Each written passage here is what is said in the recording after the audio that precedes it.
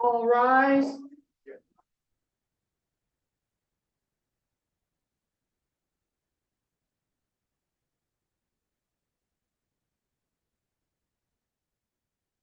The Honorable Justices of the Supreme Court. This court from recess now sitting. Please be seated.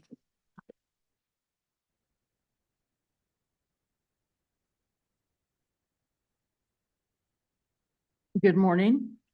Ask Mr. Doug Shima, the clerk of the appellate court, to please call the 10:30 or 10:55, however you would refer to it, docket, please.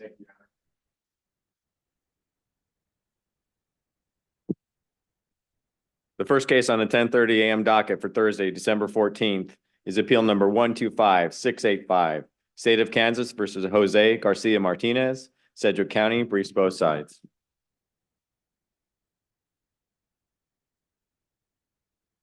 May it please the court, I'm Ryan Ettinger, appearing on behalf of Jose Garcia-Martinez, present and ready for argument.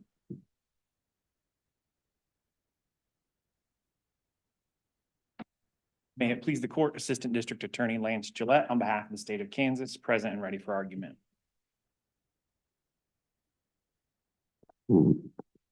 Second case is appeal number 123650, State of Kansas versus Carol Sue Burris, Coffee County, brief both sides.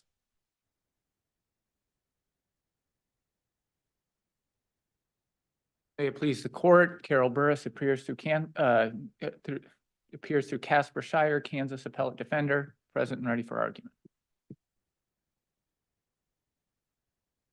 It please the court, the state of Kansas appears by Stephen J. Obermeyer, an assistant solicitor general, present and ready for argument. Your Honor, that concludes the docket for today. Thank you, Mr. Shima. Would ask counsel in 125685, State of Kansas versus Jose Garcia-Martinez to please come forward.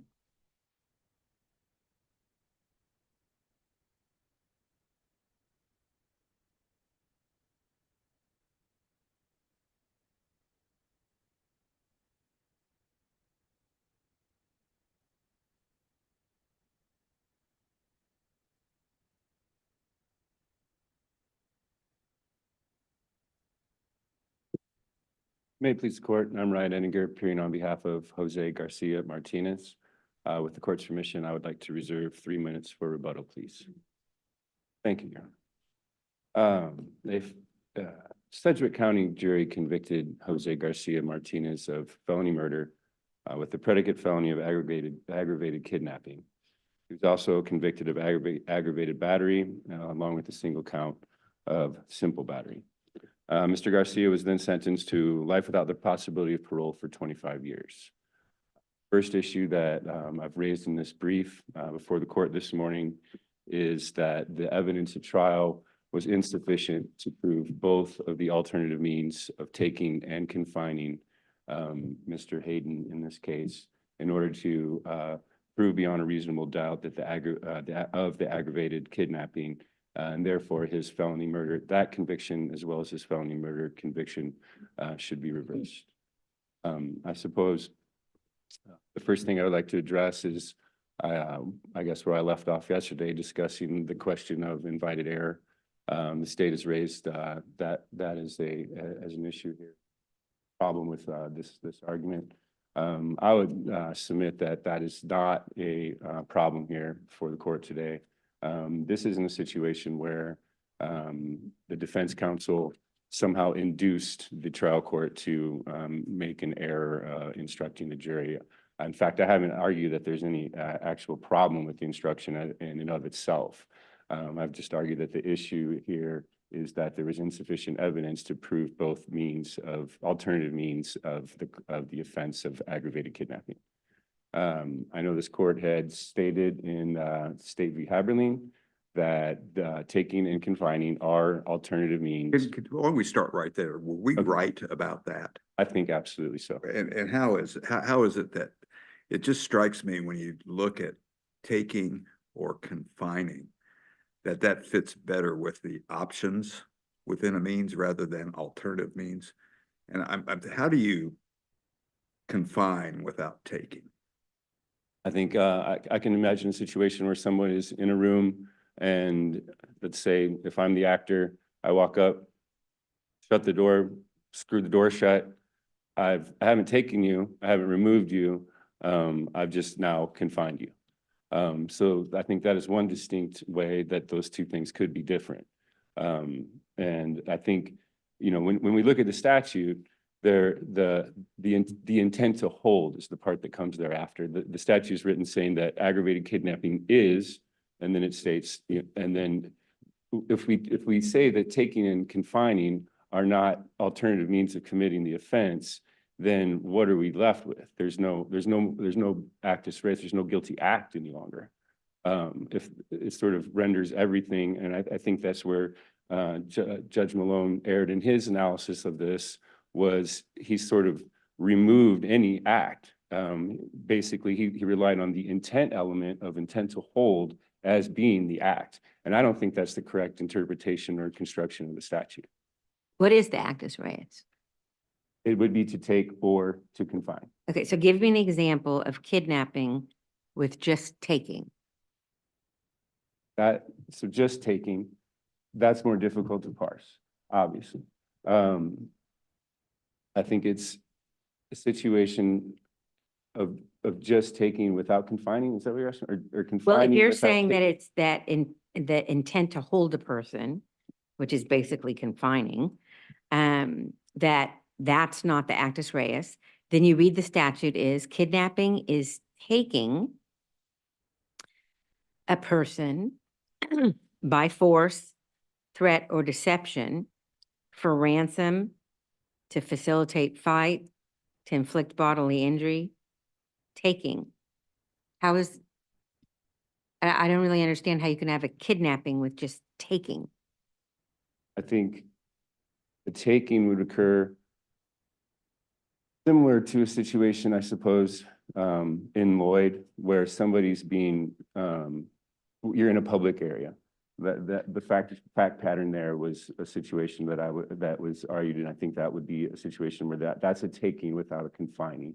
Confining, I think, has to denote some sort of physical boundary, and that's the distinction there. I think a taking would be something where somebody is being removed, you know, and in Lloyd, I think it was the defendant was his spouse had come there through, he was going to be arrested for probation or something.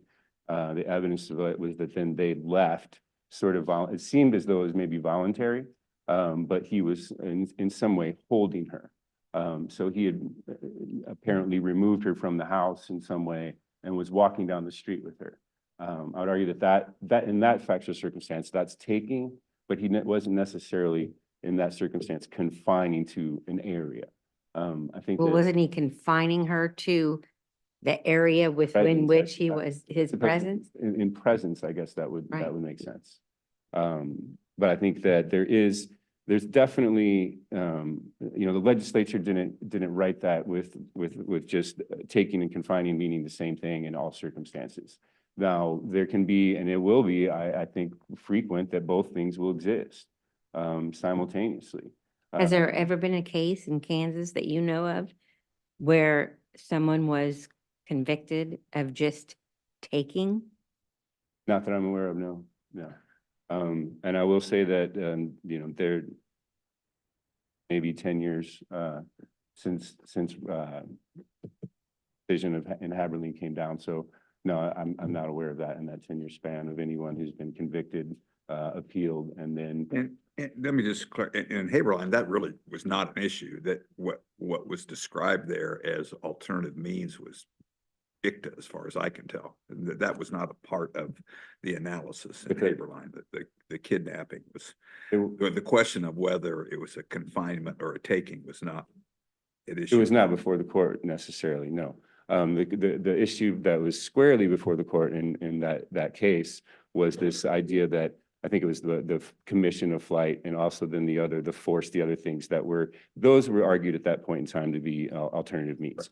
At the same time, I don't think that it was, while yes, it wasn't necessary for the court to reach that, to solve the issue before it, resolve the issue before it, the court didn't, it wasn't dicta in the sense that it was sort of a offhand comment. It was in, in the course of analyzing that question, the court stated very clearly that these are alternative means. These other things are not.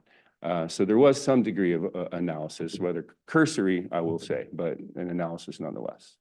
If, I want to transition you quickly, if you're right and we agree with you and Haberline says there are alternative means, what's your argument that there's insufficient evidence on both alternatives in Okay, this case? So in this case, my argument is that the insufficient evidence, or the evidence was insufficient for a taking. Mr. Hayden, in this case, arrived voluntarily. At that point, he arrived voluntarily. My client was there. There's not a lot of evidence of exactly what he was necessarily doing at that point. Mr. Hayden went to the restroom, comes back. This is sort of a meth-fueled environment where they become suspicious that he's a police officer of some kind. Another individual. And they take him into the bathroom? Eventually. Now, Isn't that a taking? I would say that's not a taking because it's incidental to what actually was occurring, which was an aggravated battery. Really, this case it's such a difficult case because it's charged under felony murder, and really, Well, I if you, think it's sort of hypothetically, if by force or fear, you overcome someone and you move them from one room to another, why haven't you taken them? in this particular case, the situation was that the Bailey, I think it was, struck Mr. Hayden in the head. He's been incapacitated, and the evidence was from that point that Bailey then instructed my client to remove him to the bathroom, not in furtherance of a taking, in furtherance of a kidnapping, but in the furtherance of, there was some evidence that they were upset that he was bleeding on the couch. They were upset that he was making a mess, and it sounds terrible, but that's what the evidence was. So Bailey instructed my client at gunpoint, remove him, shut him up, is what he said. Get him into the bathroom and shut him up. Well, that strikes me as going to the mens rea, not the actus rea. In other words, the intent to hold. But you don't. True. The sufficiency challenge has nothing to do with the intent to hold. It has to do with the act. Has to do with the act. And And once you knock somebody act, unconscious and drag them into a different room, just seems to me. right, but the question is, was that done through my client's volition, or was he ordered to do it at gunpoint? And the evidence here is that he was ordered to do this, not through his own will, but at gunpoint, But and did the not. jury reject that? But and in that circumstances, he was removed in order to continue beating him, not in order to hold him or remove just to take him somewhere. So it was done in furtherance not of a kidnapping. I don't think they had any interest of really to me, the way the facts came out in this case. It looks like it just took a long time for them to kill the poor man. Not that they were trying to kidnap him to hold him. So I guess that would be my response to you. I don't know if there is any other questions for me at this point, but if not, I'll yield the remainder of my time. Thank you.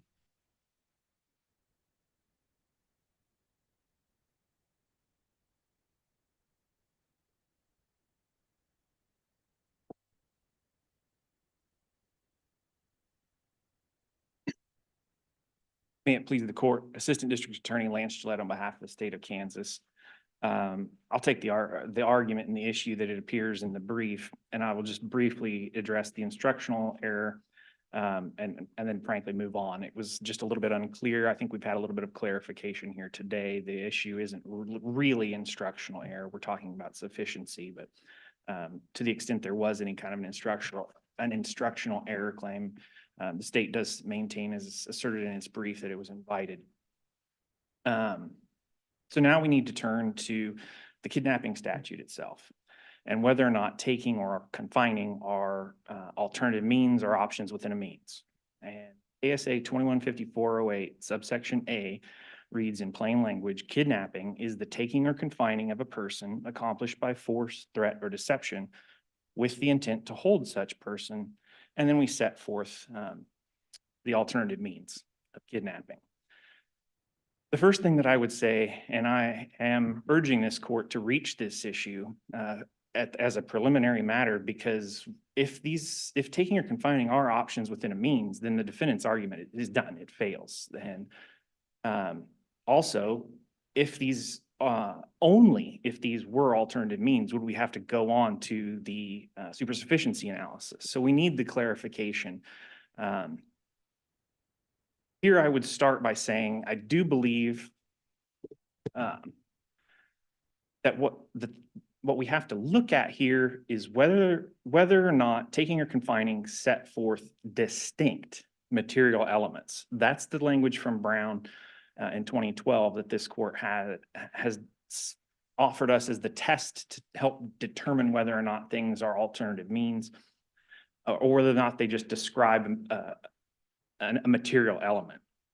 The first thing I would say is to look at the structure of the statute. As Judge Malone pointed out, the structure strongly suggests in this case that taking or confining are options within a means, because it's all part of one sentence. It's all there together.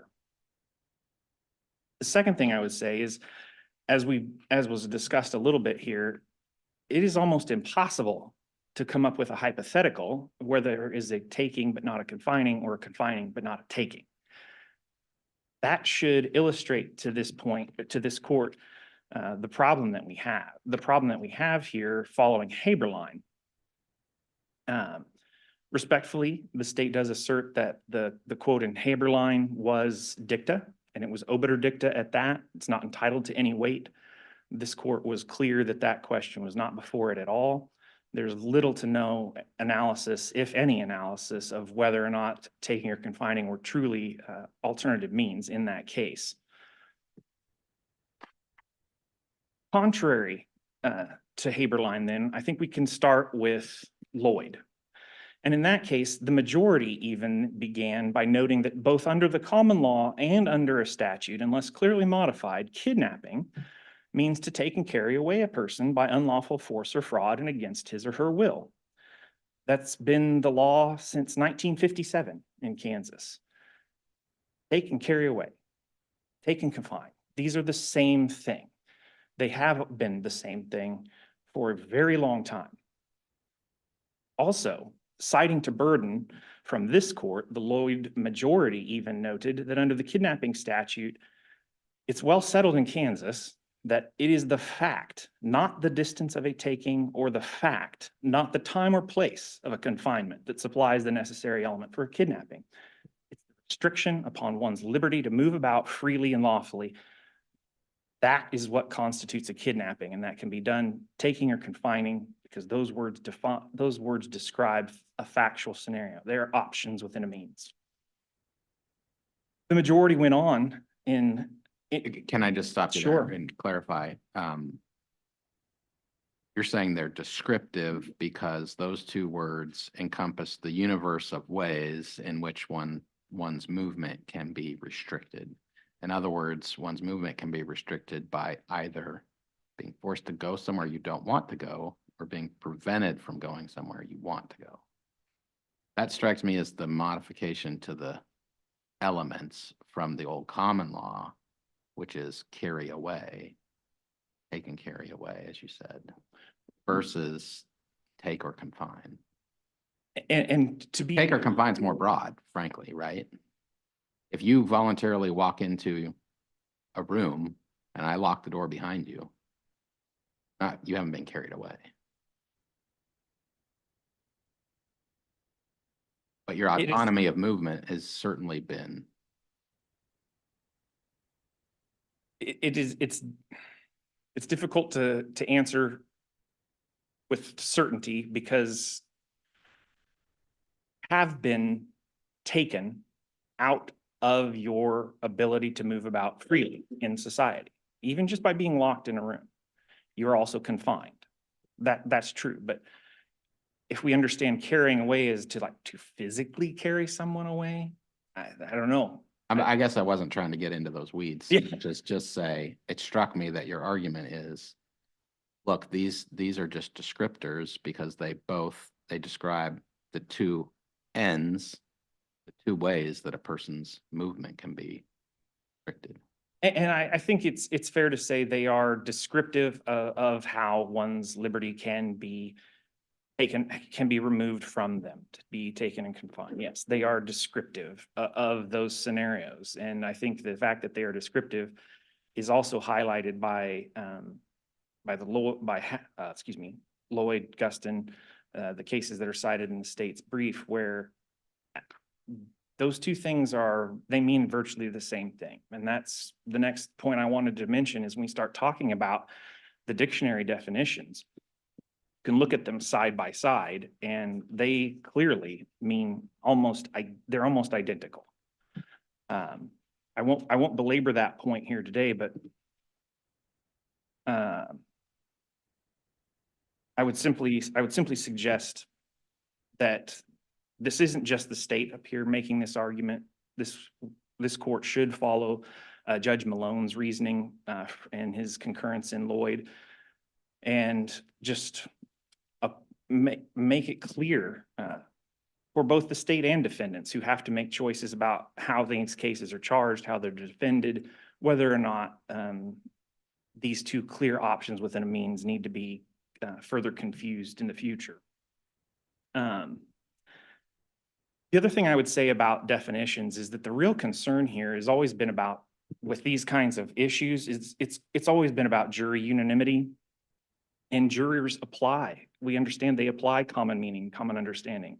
A common juror is going to look at this and say, well, they're taken and confined. I mean, those things exist simultaneously.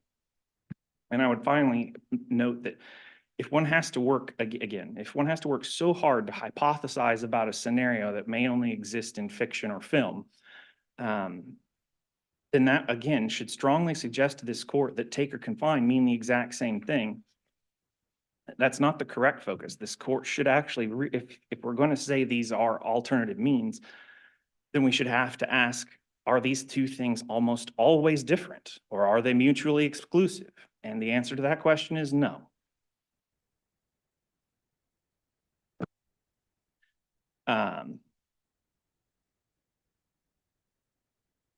With that said, if there are no other questions on whether or not these are options within a means which the state believes it's very obvious that they are, I will just briefly move on to the sufficiency. Here, the state believes that the evidence was absolutely sufficient, that there was a taking or confining, even if this court were to conclude or assume. But again, I'm urging this court to please do not assume that these are alternative means. But even if they were, the evidence here was sufficient. As to Justice Steele's question, taking the victim to the bathroom in this case, the state respectfully disagrees that that was an incidental movement for a couple of reasons. One, yes, there was some bleeding that was going on in the living room, but the others and everyone involved that was suspicious of the victim in this case, they blamed defendant for bringing him into this situation in the first place, and it was up to him to deal with this. This wasn't just to continue an aggravated battery. It was to take him to another place so that things could escalate, so that he was taken out of any ability to move freely about. I think it's also clear that alone could constitute a taking, because we had evidence here of what happened when someone came back to this drug-fueled suspicious den. They tripped over the body. It was right at the front door.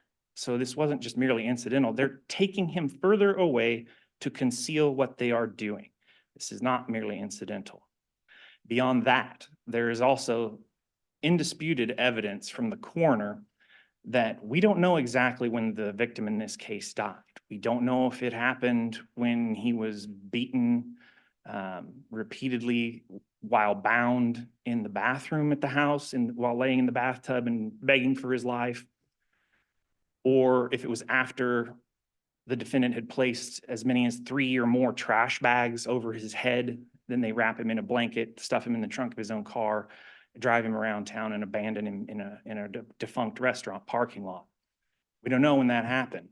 Taking the victim away in his trunk and leaving him somewhere where, frankly, no one's going to really be there. It was just happenstance that the defunct restaurant had a camera that showed the defendant parking the car there, again, would constitute a taking, and viewed in the light most favorable to the state, we can assume that the victim would have been alive at that point in time. Take someone with an aggravated battery by hitting them over the head with a crowbar. Could you also take them at the same time by just hitting them with a crowbar? Are they mutually exclusive? I don't think I don't think they are mutually exclusive. You would have to have some other. That would be by force. I would acknowledge that. But I don't know that it would constitute a taking. It certainly wouldn't be a taking in almost every case. I mean, I suppose this is, again, we No, they really hit Hypothesize. him with the head, over the head with a crowbar as he was Right. trying to leave. right. Was that a taking? I suppose it could have been. They were preventing him from trying to leave, and in doing so, the first hit, stumbles him down, but so maybe not the first hit, but the second, when they knock him unconscious to the floor, and then yeah, that probably could have been. It's pretty clear they wanted to make sure he could not move, to leave, to be the police, or to snitch on them, for lack of a better phrase. Finally, as to the sufficiency of the evidence, I would also just point out, as I note in my brief, defendant himself in the second issue, and I understand they're different, but in the second issue, notes 2 instances of potential taking, and I don't think the court should overlook that in any way. Finally, I guess I would say, as just noted in my brief, even if for some reason that the kidnapping were to fail, the felony murder should still stand here. I think if there are no other questions, I'll just stand on my brief unless there are questions on the multiple acts, because I think that the record here itself is pretty clear. The court made a good record about why this was a constant series of acts, beginning from suspicion to dumping of the victim at the restaurant. All right, I see I have no other questions. I appreciate this court's time. We would simply ask that this court, If I could, just since you have a little bit of time left. Sure. Can you clarify for me, because I got a little bit mixed up in looking at the record, but when they talk about the morning, the witness that testified, the one that went to the police, somebody said that this happened over a 12-hour period, or it was overnight. But when they said she left in the morning, does that mean like 1 a.m. in the morning? Do you remember from the record the time span? it was a little bit later than that. It would have probably been, my best recollection, it would have been probably 4 or 5 hours, because it was around the midnight time.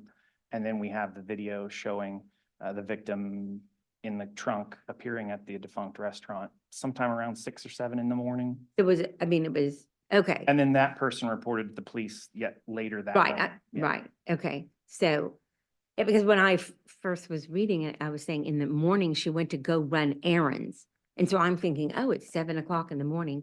But then, no, I mean, she was running errands at, It was in the early morning hours. They ran Right. out to do something okay, and stopped at a errands. quick trip. It was Okay. errands. Okay, errands, but it was like more of like the middle of the night. Okay, thank you.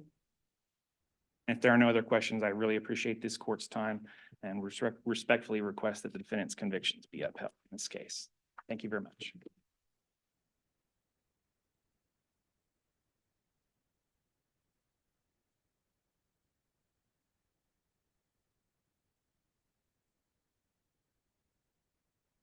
I want to address a couple of things with my rebuttal time today. First of all, I would like to say that this statement that it's the fact, not the distance, that matters in kidnapping. That's absolutely true under burden. But that is not the full story, because if you look at the case that I cited, Kemp, which relies on bugs, unless there's some other crime going on, then it can become incidental. For instance, if somebody's removed from the front of the store to the back of the store to get a key, that's not kidnapping. It was incidental to the robbery. So my argument here is that when he's taken from, from that living room to the bathroom under orders to do so by Mr. Bailey, that's incidental to the aggravated battery. Furthermore, this question of what Mr. Hayden's condition was at that point, I mean, he had been struck twice in the head with a crowbar, according to the evidence. The witness that came, returned to find him on the floor said he was, his face looked like hamburger. There's no question that this was furtherance of continuing an aggravated battery. The other question, What about the argument that then the taking, or the argument the jury could have found it taking from the removal from the residence to the parking lot? I know Maybe the you're coroner, getting to that, sorry. no, it's fine. I know the coroner wasn't able to definitively give a time of death. However, Mr. Delgado, the accomplice with testimony in this was that they were sure that he was dead. That he was struggling for his life until the point that they placed bags over this man's head and strangled him. The coroner's testimony was that his cause of death was asphyxiation. So I don't think there's really any question that at that point when he was removed from the residence, that's not a taking because he was no longer alive. Lastly, when you'd asked Justice about is that a taking when you strike somebody in the head with the crowbar? And I would submit that it depends what your intent is. If you're wanting to use that as taking, I'd say it depends what the actor's intent is if their intent is to hold them, and that's in furtherance of that means of taking, then I think yes. But in this case, I think all the evidence was Mr. Bailey just all of a sudden decided to hit this man in the head with the crowbar. At that point, everything is just chaos. As my colleague described it as just a meth den. So I just wanted to address that. And I see my time is up now. I thank the court for its time this morning, and I'd ask for a reversal of Mr. Garcia-Martinez's conviction. Thank you to both counsel for your arguments today. The court will take this appeal under advisement.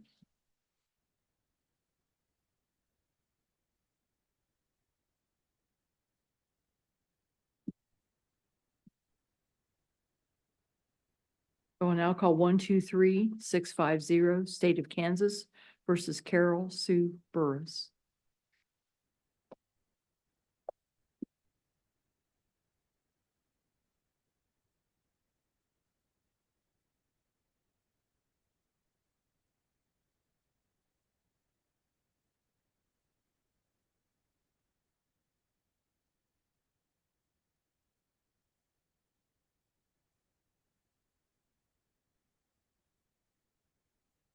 May it please the court, Casper Shire appears for Carol Burris from the Kansas Appellate Defender Office. Your Honor, could I please have 3 minutes for rebuttal? 3 minutes is granted. Thank you.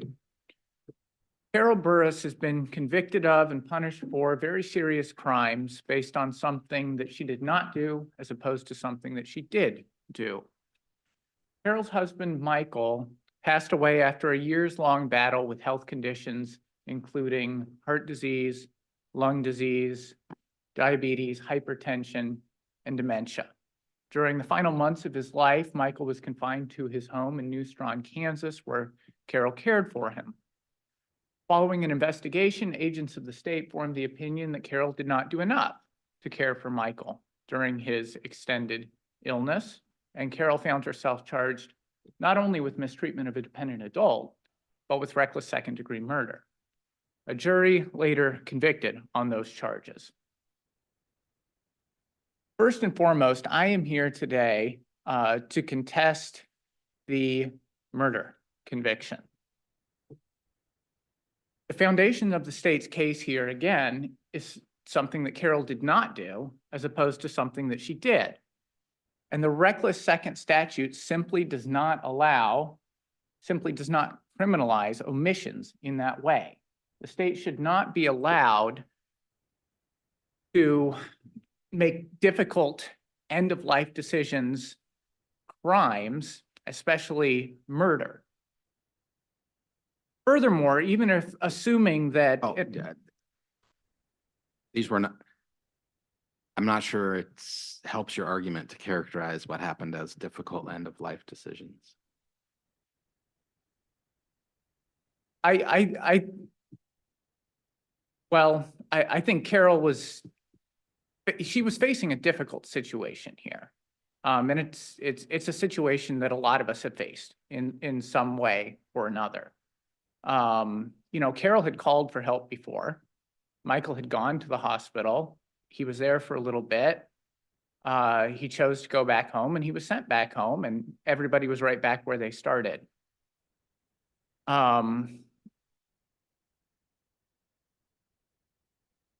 It's not at all clear that, you know, calling for an ambulance to come and check on Michael was going to be anything more than a short-term fix, very much like it was the first two times.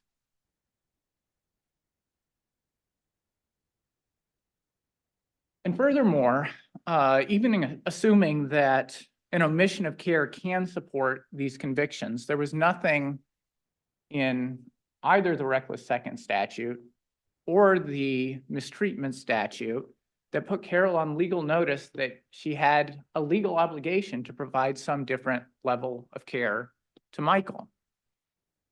On top of that, inflammatory closing argument denied Carol a fair trial on these charges. And for all of those reasons, we are asking this court to reverse both the Court of Appeals and her convictions. What significance, if any, does it have that she did on occasion actively prevent help from occurring? She turned people away. She hung up the phone. Someone called. As to the murder charge, I don't think it has any significance, Your Honor, because we're still talking about the choice not to provide a particular level of care. We're still talking about something she didn't do as opposed to something that she did. And if this court is going to say that choices like that, choices not to provide a particular level of care, can be acts for the purposes of supporting a murder conviction, I think that puts us on a very slippery slope. What do you think about KSA 21-5201B, which is the statute defining an act, in the context of the argument you're just now making, when it talks about an act can be an omission if the statute uses the word provides or provides that such person had a duty to perform the act? Right, and I think, Your Honor. So is that what we're arguing? Are we arguing about the existence of a duty to act, or are we, because I think everyone agrees that the state prosecuted based on an omission. Right. And I think we're arguing about both, because I think there's a difference between the reckless second statute and the mistreatment statute. The mistreatment statute does criminalize omissions. There's a Right. textual difference there that I Let's think makes a just big. focus for purposes of my question, at least on the second-degree murder statute, Okay, which does require an act. yes, And when we ask the question, what is an act? Can an omission be an act?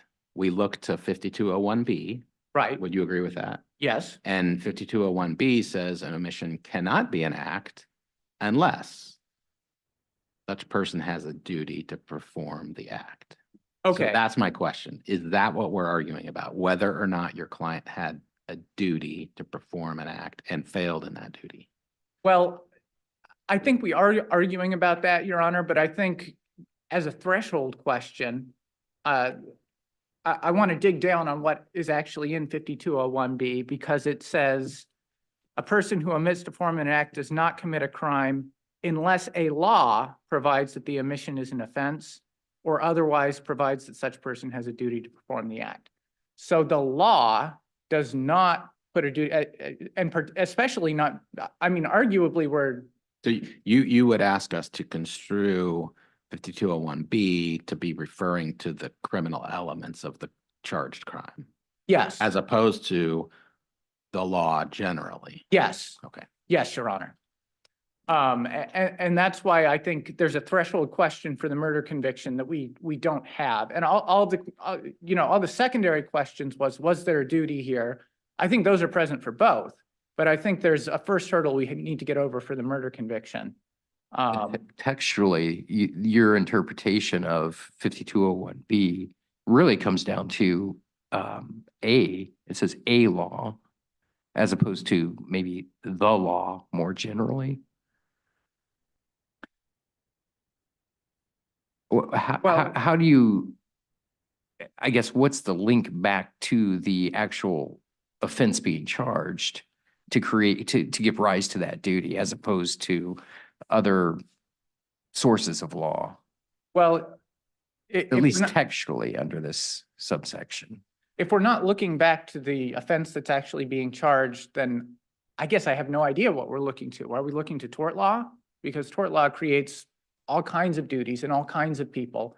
And I don't think we can be looking that far. I think we have to stay focused on the crimes that Carol was actually convicted of. Yeah, I understand that argument, but is there a textual basis for that conclusion under 5201B?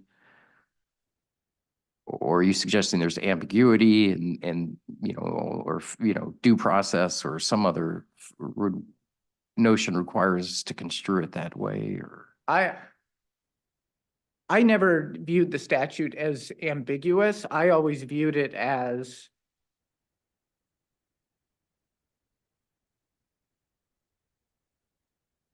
looking back to the crime that the accused is actually.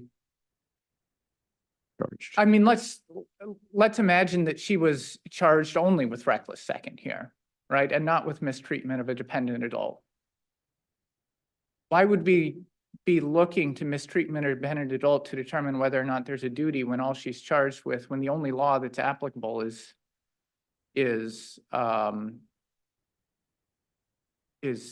reckless second statute? And I guess to the extent that there is any ambiguity there, of course, my argument is that needs to be resolved in Carol's favor. And I guess I wondered whether the fact that it said a law as opposed to the law might run counter to that interpretation. A law being just more generally, there a law out there that gives rise to a duty to act. And if, I mean, And to that end, there's case law in Kansas that, absent a special relationship, which I think here we do have a special relationship, a husband and a wife, which I think is different, but even absent a special relationship, in State v. Wilson, we held that, once a person steps into the role of a caregiver, such that others are discouraged or precluded from filling that role, that person does have a duty. and I understand that argument as applied to mistreatment. I don't agree with it as applied to the facts of this case, because Carol was never put on notice that she had a duty of care here, not by any law. But I do not agree with it as applied. I do not think it applies to reckless second degree murder. Okay, so if, I just I don't understand that, especially, I could maybe if it was just failure to take care of somebody, but, maybe you could say this wasn't an omission. This was an affirmative act, is that she affirmatively did not let other people care for her husband. She made choices, Your Honor, not to provide a particular level of care. And that's an affirmative act. it is not, Your Honor. I don't believe it is. It's a choice not to provide a particular level of care. And I am not going to let you talk to my husband. I am not going to let you into this house. yes, those are choices not to provide a particular level of care. And So what if it was a child? You know, Your Honor, if we were talking about, I don't have the child neglect statutes in front of me, but my assumption is that they would criminalize omissions of care very much like mistreatment of a dependent adult does. So you could go ahead and charge child abuse, but not murder in the second degree if a child died. Based on an omission, yes, Your Honor. I do not believe you can criminalize an omission as murder based on 5201B. That is my position. Okay, so let's talk about the duty. Duty to a child or, you know, I mean, this isn't even a common law marriage. This is a 40+ year marriage where the parties undertook, you know, I mean, push aside the religious aspect, but, you know, I mean, they had they have a contract with the state, right? You know, sanctioned by the state that they were married. You don't think that that somehow creates some kind of duty under the common law? It's not in the statute, Your Honor, and the Kansas Constitution did away with common law and replaced it with statutory law. Okay, but let's say that you lose on the, as Justice Wall is saying, that it's not the law, that it's not the second degree murder statute, but it's a law. Okay? Okay? All right, which State v. Wilson would count as a law, that once you undertake a duty, which she clearly undertook, and prevent other people from fulfilling that duty, you know, once you stop, I guess, then that doesn't fit?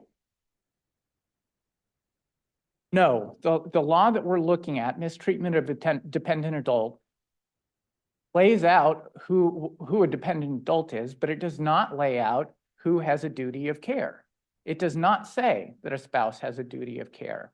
It does not do that. She was not on notice that she had a duty of care, and she can't be punished for it. What about when she took the phone away from him? That would have allowed him to keep some ability to care for himself by calling for other help. A duty of control over his care when she did that, aside from the marriage? No, Your Honor, she did not assume, the law placed no duty on her here. Okay, so Mr. Shire, I guess what you're saying is that under Kansas law, no matter what happens, the only thing you could charge her with is mistreatment of an adult, of a dependent adult. No one under any circumstance ever could be charged with second-degree murder, ever.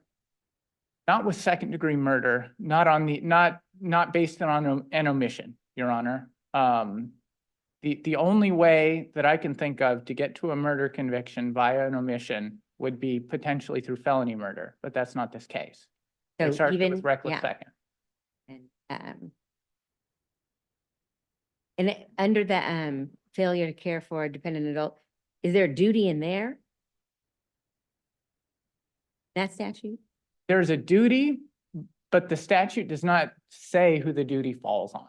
The statute does not designate who is obligated to perform care, and that's the problem with the statute. Wait, so how can she be charged under that then?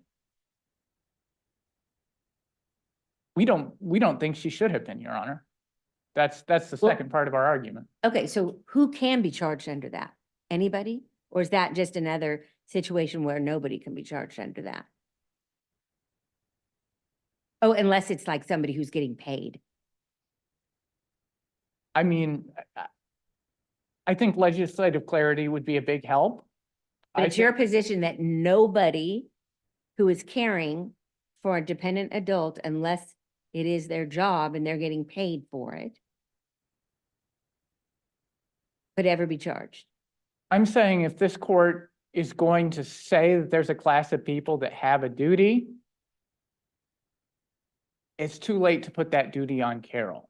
She was not on notice at the time that these things happened, that there was a legal duty. But under care State v. based on- Wilson, we said that someone who wasn't on notice. And I I don't mean, to know, me, it's, you know, I mean, you're on notice, you're married.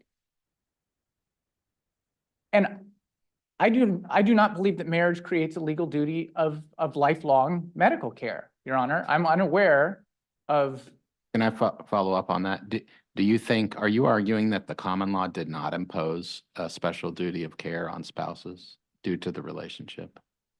that it did not. Yeah, is that your argument that the common law did not?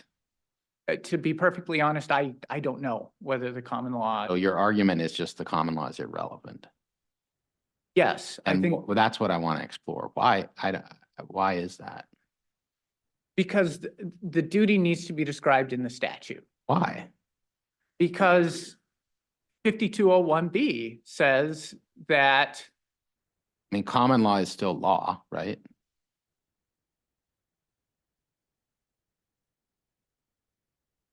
but where the Constitution abrogates common law and replaces it with statutes, I don't, Where it does, right. I mean, we have long history in our case law of saying that the common law of England's the basis of the law in this state, and unless it's modified by constitution, statute, or judicial decision, it continues to remain the law. And that, I'm reading a quote from a Kansas Supreme Court decision. So has that special duty of care been modified? Can you point to a modification somewhere? what I can point to, Your Honor, is legislative silence. When the legislature wants to create a duty like that, when they want to criminalize an omission, they know how to do it and they have done it. And we don't see it in the statute, Your Honor. I think we have to take the silence at face value. And I apologize. I recognize that I'm well over time. Unless this court has further questions, I'll save any further thoughts for rebuttal. Thank you. Mr. Obermeyer?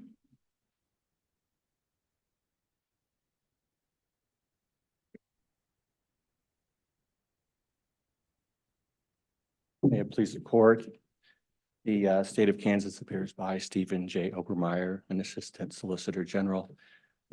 I disagree that the legislature has to pass a statute to say that you can starve somebody to death, omit to feed them if they rely on you for care under the language in, I think, the Wilson case that you referenced.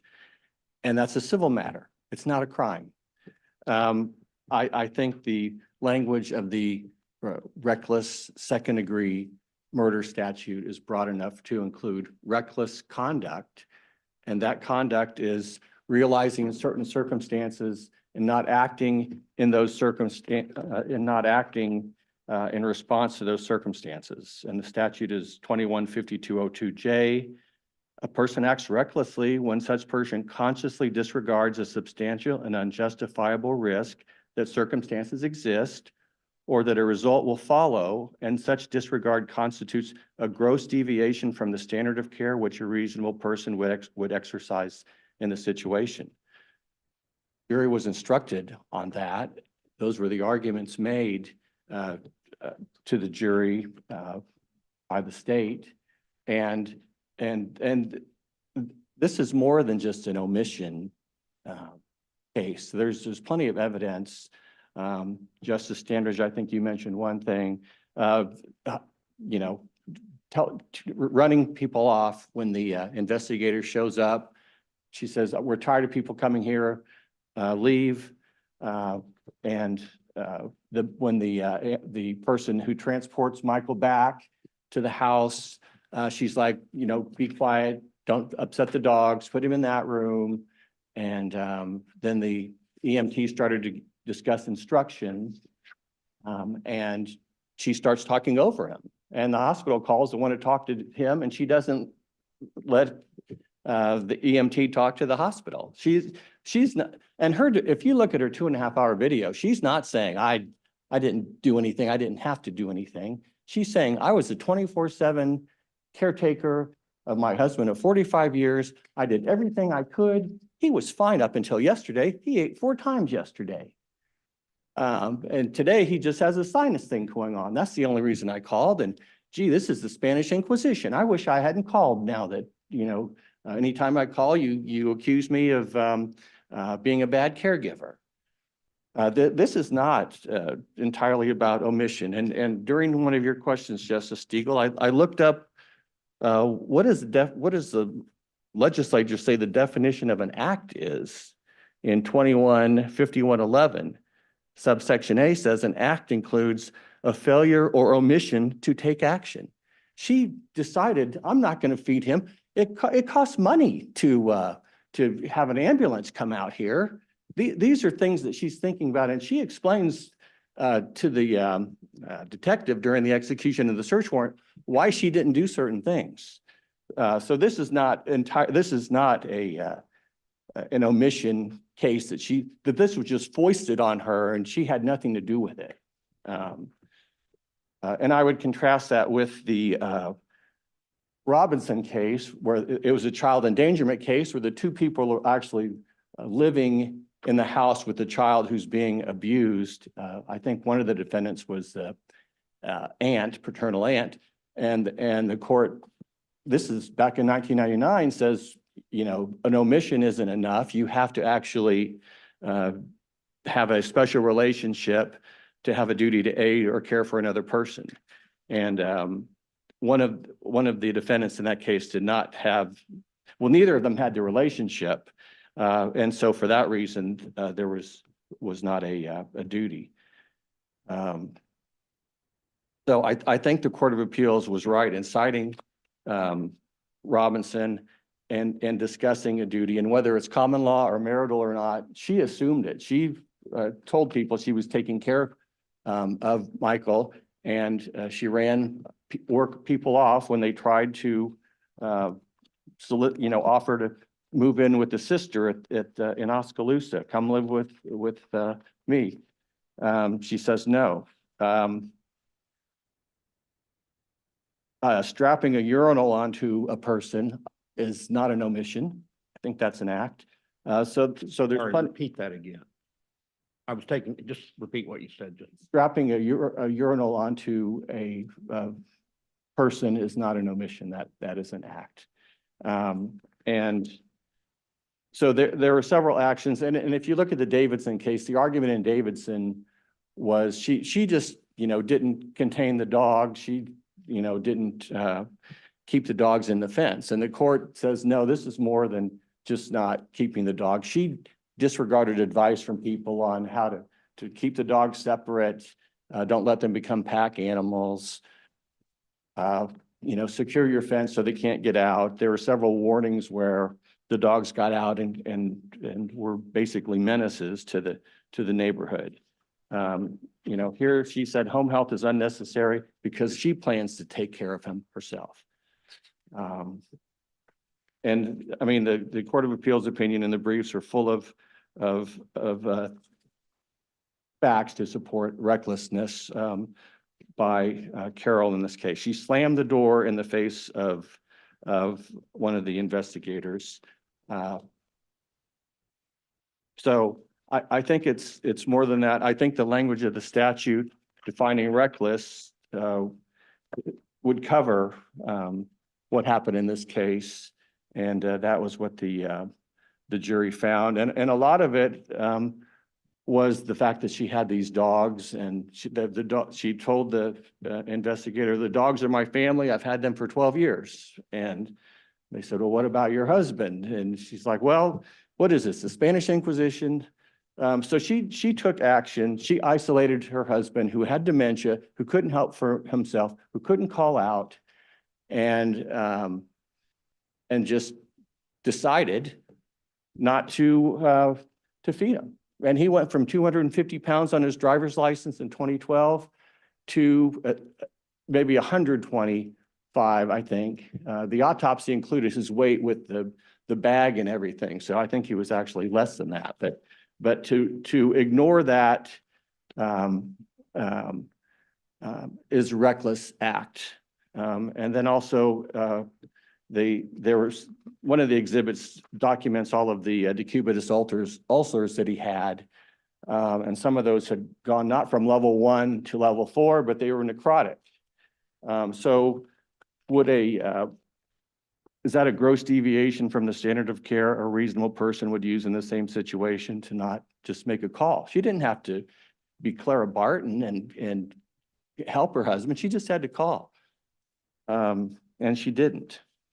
So I think for those reasons that there was sufficient evidence to support her reckless second-degree murder conviction.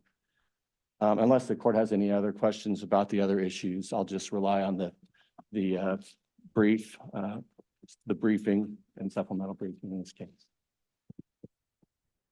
There being no questions, I would ask you to affirm the jury's verdict in the Court of Appeals opinion. Thank you. Sure.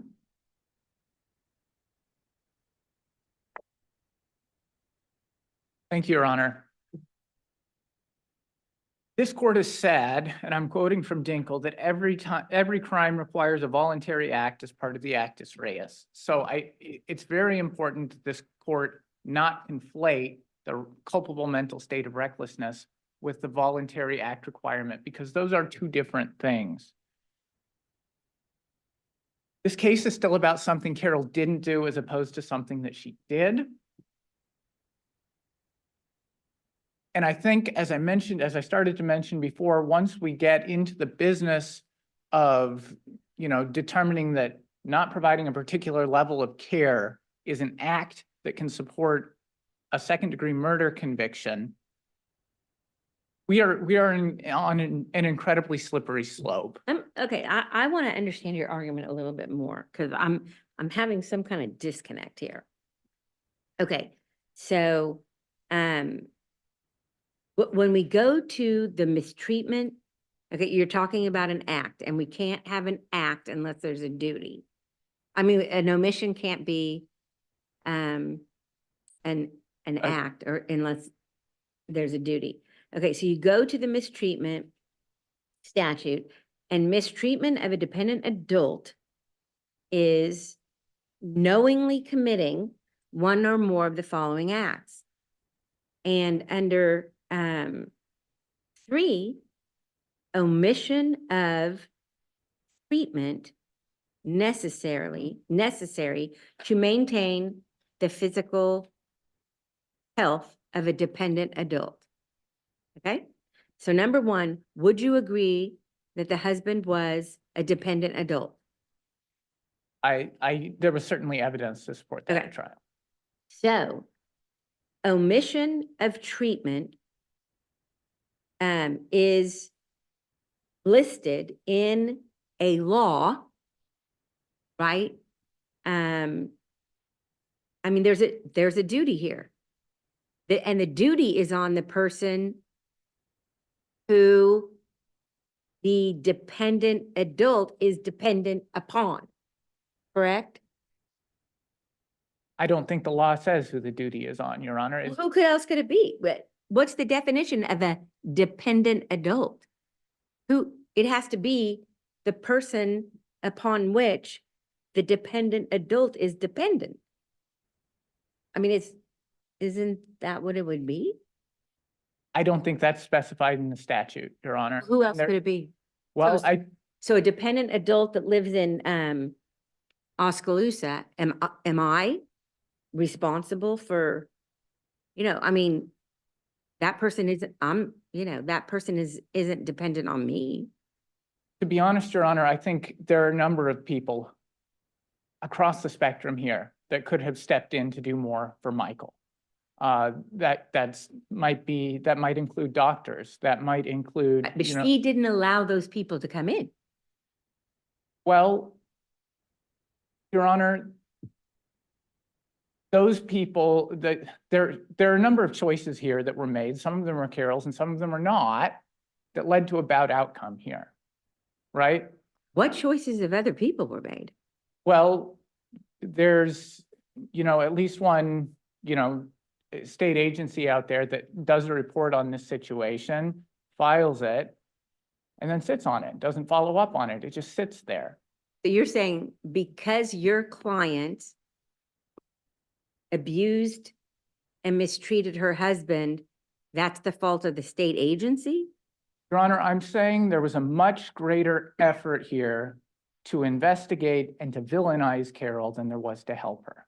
People were knocking on her door to accuse her of wrongdoing and not to provide meals, not to provide services. That's not what was happening. I think this is a failure of the system, and Carol became the scapegoat for that failure. Can I ask you, under your argument that the statute in question, the second-degree murder statute, doesn't criminalize an omission, how do you reconcile the circumstances manifesting extreme indifference? Because indifference suggests to me omission, but does that go to the mens rea rather than the actus reus of the statute? Yes, Your Honor, that's our argument. And that's the distinction. And that's one of the primary complaints that we had with the Court of Appeals argument, is that it really folded those together and said that an omission is assumed within recklessness. Well, even if that's the case, we still have a separate voluntary act requirement that needs to be met. Well, why can't an omission be a voluntary act?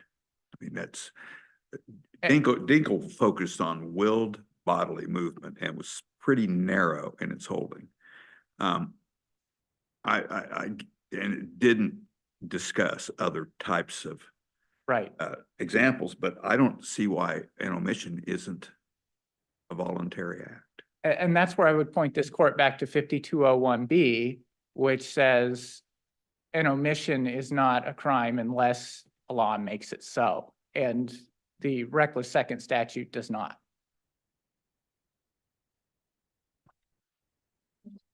I want to ask a question, if I may.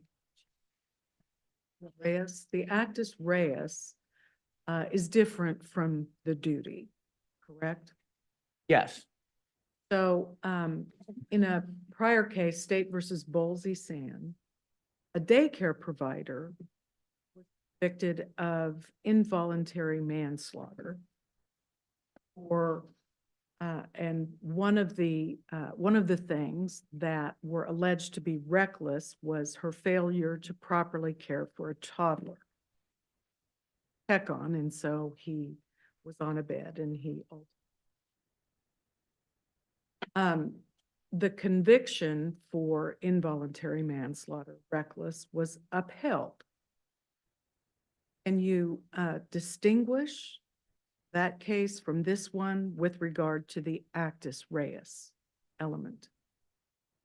Well, first I'll say I'm not familiar with that case. I don't know how old it is. Okay.